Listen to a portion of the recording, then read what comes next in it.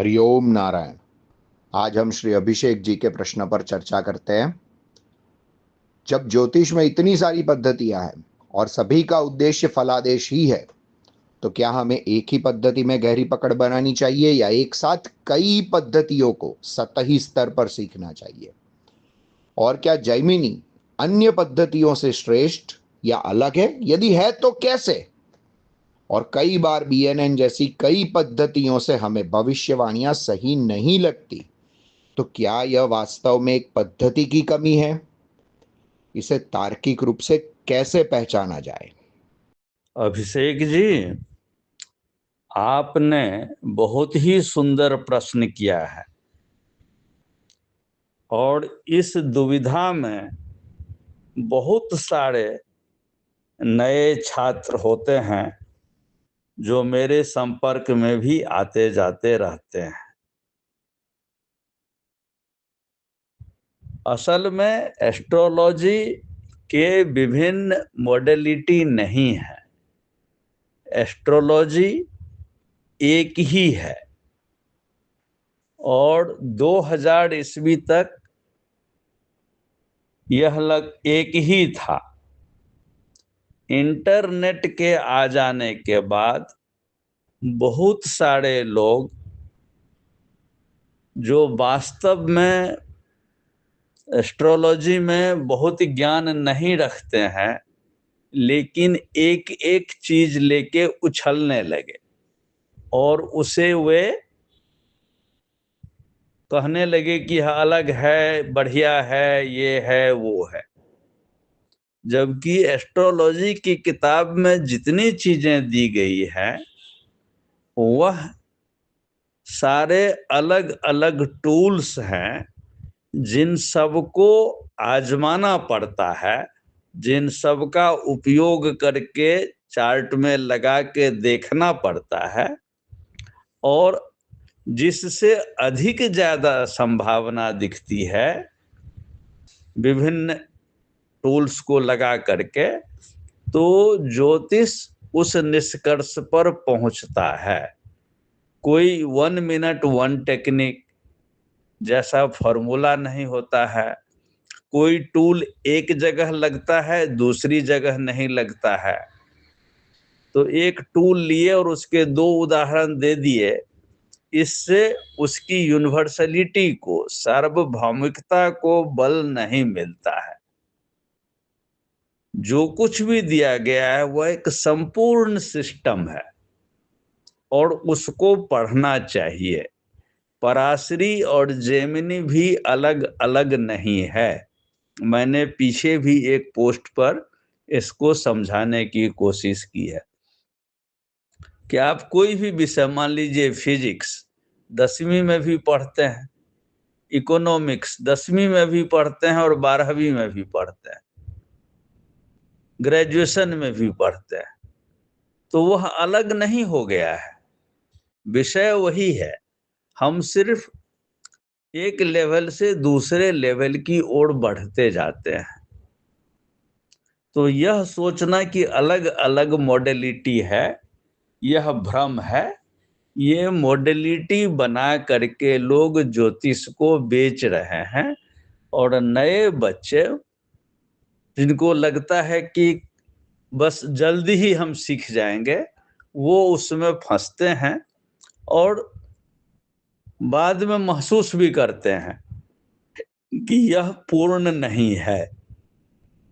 क्योंकि जैसे किसी बीमारी को जांचने के लिए विभिन्न तरह के टेस्ट करवाए जाते हैं, वैसे ही किसी घटना तक पहुंचने के लिए निष्कर्ष में विभिन्न टेक्निक्स के उपयोग किए जाते हैं जो सारे ज्योतिष ग्रंथों में हैं।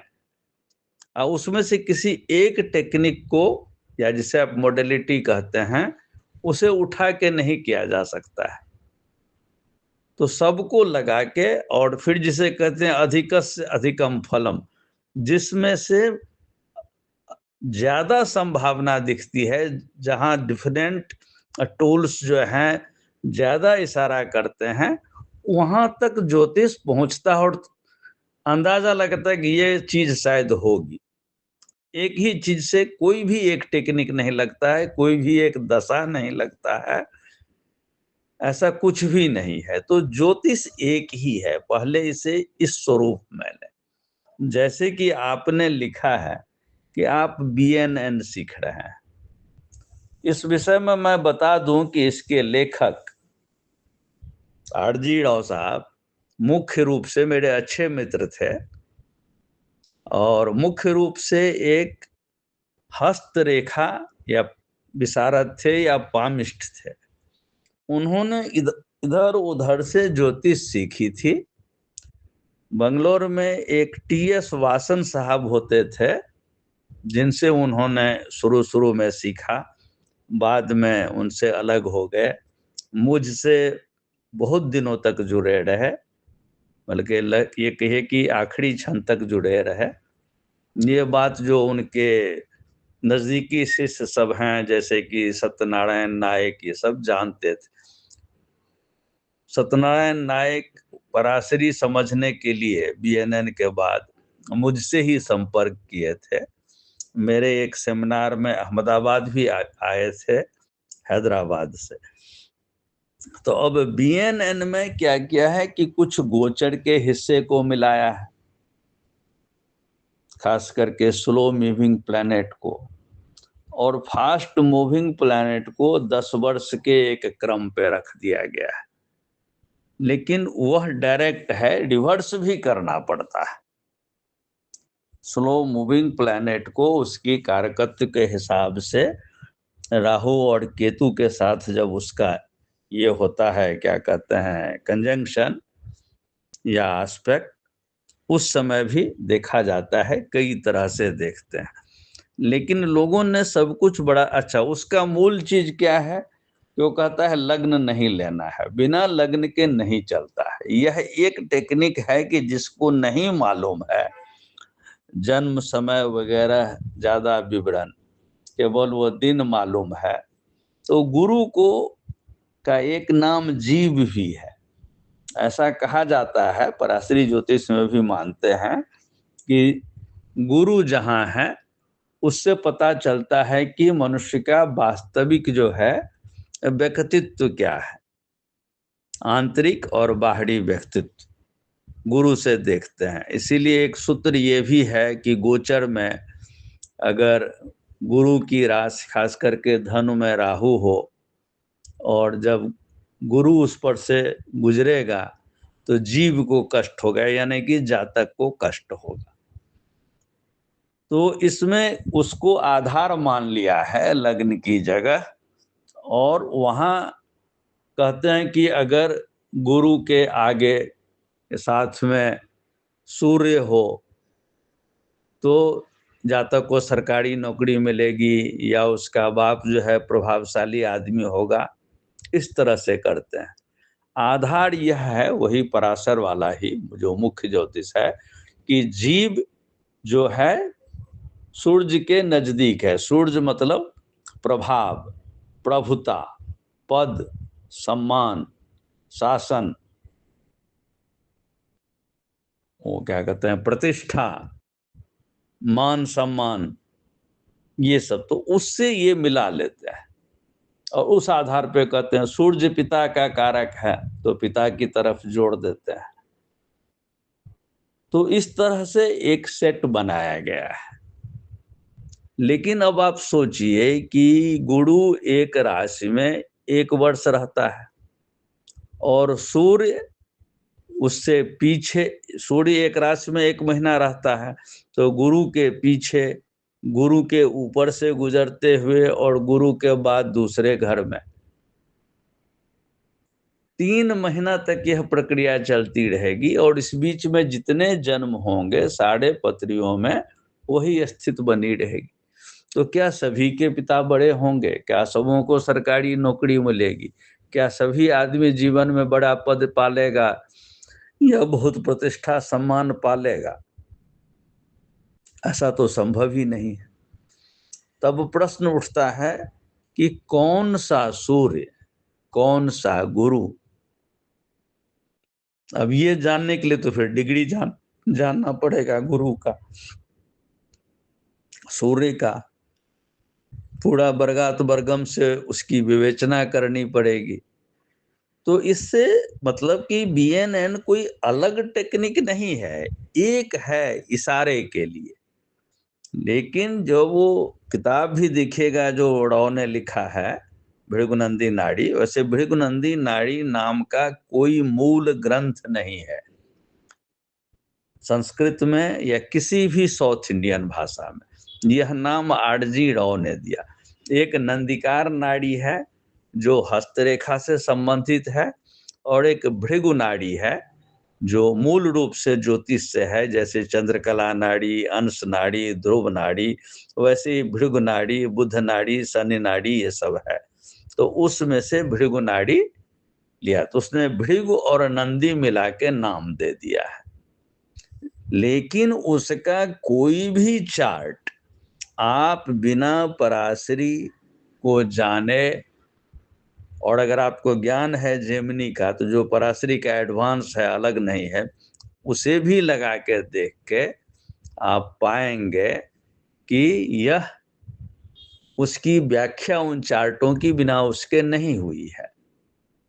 एक बार मैंने फेसबुक पर मैं एक चार्ट डाल भी दिया था कि भैया जरा इसकी जरा व्याख्या करके बताओ कि क्या यह बिना पराशरी के संभव है, इसकी व्याख्या।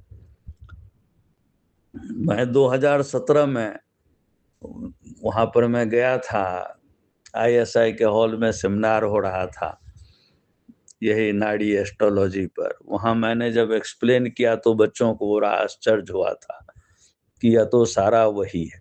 तो यह अलग अलग टूल हैं, जैसे अष्टक वर्ग, बहुत लोग अष्टक वर्ग को लेके झूलते रहते, वह अलग नहीं है। ऐसे ही जेमिनी में भी कई टूल दिए हैं, क्योंकि अभी एडवांस हो गया है। इसमें पद है, उपपद है, चर कारक है, कारकांश लग्न हो जाता है, आरूढ़ लग्न हो जाता है, और भी कई लग्न हैं जिसमें उसको दिया गया है। तो ये सब मूल रूप से इनके सिद्धांतों को, इनके फल को जब देखिएगा, तो जो बेसिक सिद्धांत पहले पढ़ाया गया था, जिसको गलत रूप में पराशरी कहा जाता है, पराशरी जेमिनी जैसा कोई फर्क नहीं है, सिर्फ लेवल डिफरेंस है, लेकिन आता वहीं से है।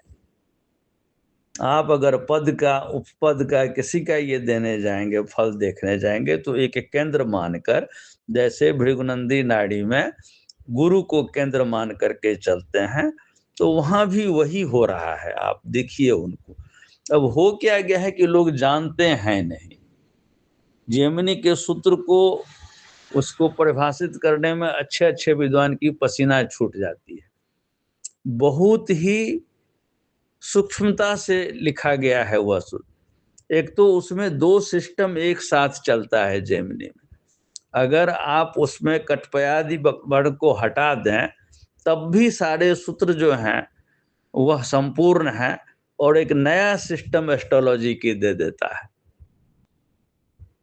जो रिसर्च के लिए बहुत बढ़िया फील्ड है। मैंने कुछ छात्रों को इसमें लगा भी रखा है।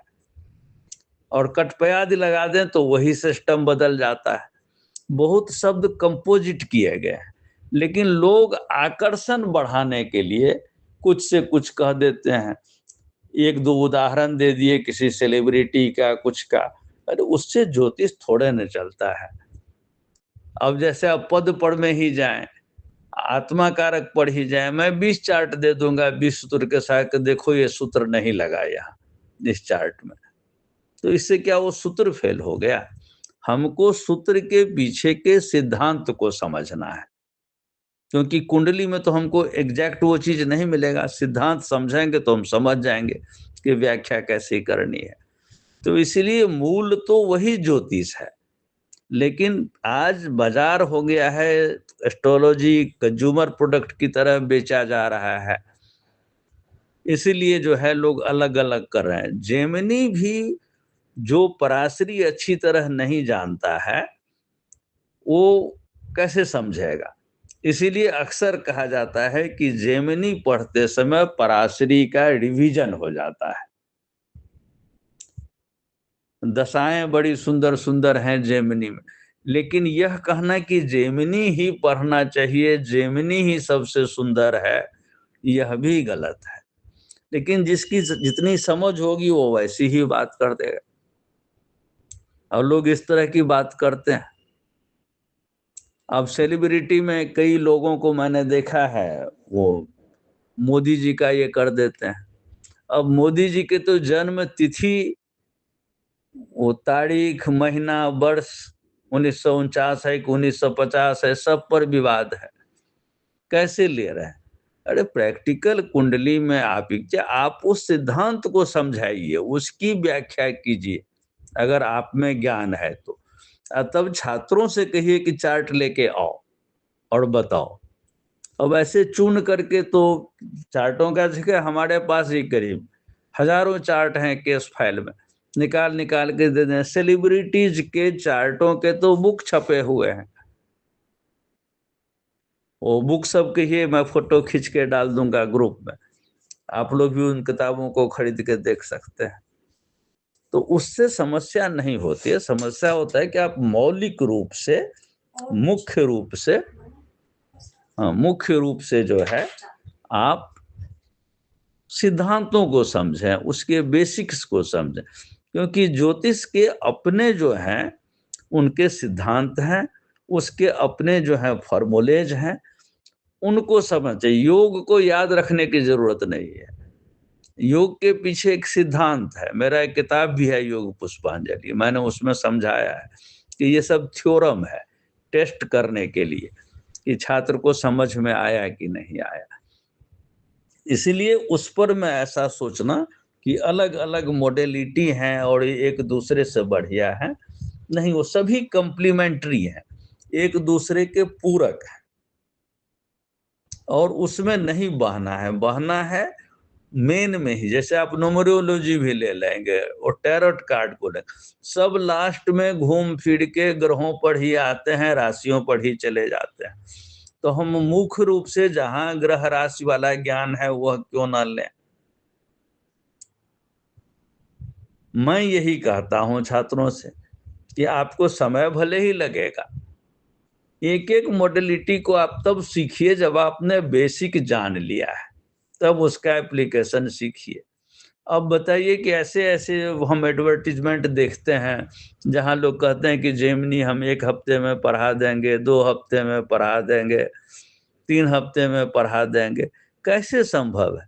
2 हफ्ता में तो जेमिनी के जो प्रारंभिक सिद्धांत हैं वो भी नहीं पूरा हो पाएगा।